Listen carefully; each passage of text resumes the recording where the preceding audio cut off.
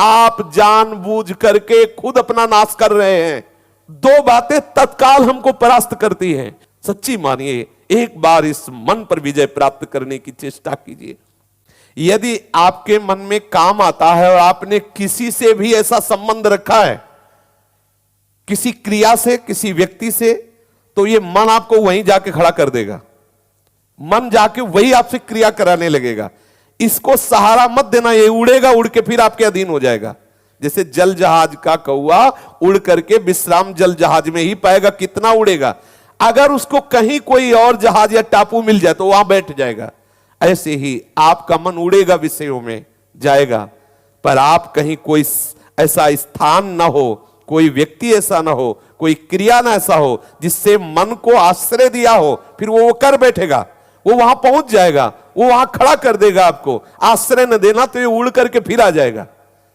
बहुत सूक्ष्म बात है ये, आप देख लीजिए। काम तभी आपको प्रबल वेग से परास्त करता है जब आप कोई क्रिया का आश्रय लिए हैं, किसी व्यक्ति का आश्रय लिए। अगर आश्रय न ले तो ऐसे उठेगा और शांत हो जाएगा। यह अनुभूत विषय है, उठेगा और शांत हो जाए, धीरे धीरे धीरे स्फुरना फिर शांत हो जाएगा।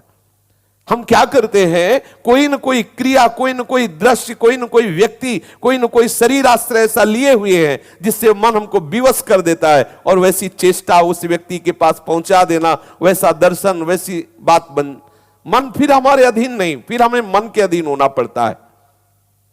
स्वयं मन निर्विकार और शांत हो जाएगा, केवल तुम किसी क्रिया का आश्रय मत देना।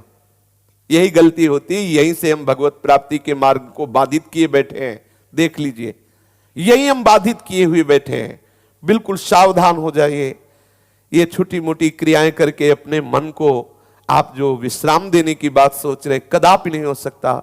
जब मन में वेग आता है तो ऐसा लगता है हम ऐसी क्रिया कर लें, ऐसी चेष्टा कर लें तो मन शांत हो जाएगा, फिर भजन करेंगे। बहुत बड़ी चूक है, वो आपको नष्ट कर रहा है, आप जान नहीं पा रहे हैं। मन के दो कार्य हैं, एक है विषय का अवलंबन और दूसरा विषय का चिंतन।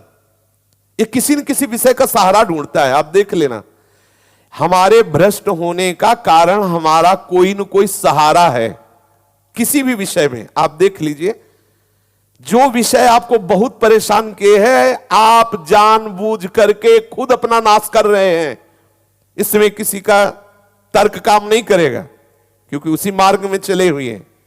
आप यदि आश्रय नहीं दिए हैं, आपने किसी क्रिया या किसी व्यक्ति का आश्रय नहीं दिया है, तो आप कुछ ही दिनों में निर्विकार हो जाएंगे, आपका मन शांत हो जाएगा।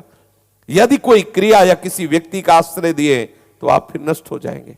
मन की दो चाल है। सबसे पहली चाल, वो आश्रय पकड़ता है। भूख लगी तो किस घर में जाएंगे तो हमें वहां हमारे मनोनुकूल भोजन मिल जाए। पहला आश्रय पकड़ता है, क्रिया, वस्तु। फिर उसका चिंतन करता है।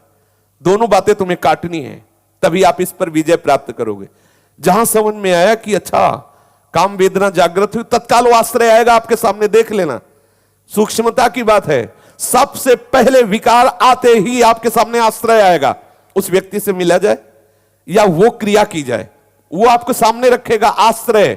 मिटाओ तत्काल उस आश्रय को। नहीं नहीं, श्री हरि चरणों में, प्रिया चरणों में तत्काल आश्रय अपने जो गुरु कृपा से ले रखा है उसमें आ जाओ तत्काल। उस विषय के आश्रय में मत टिकना। और चिंतन, तत्काल चिंतन बदलो, नाम कीर्तन करो। नाम जब एक दो हैं, एक आश्रय और एक चिंतन, दोनों को नष्ट कर दो। अगर मन तुम्हारे अधीन ना हो जाए तो बताना, मन शांत हो जाए। और हम गलती क्या करते हैं, इसी मनी राम के बहकावे में गलियों में भटकते रहते हैं।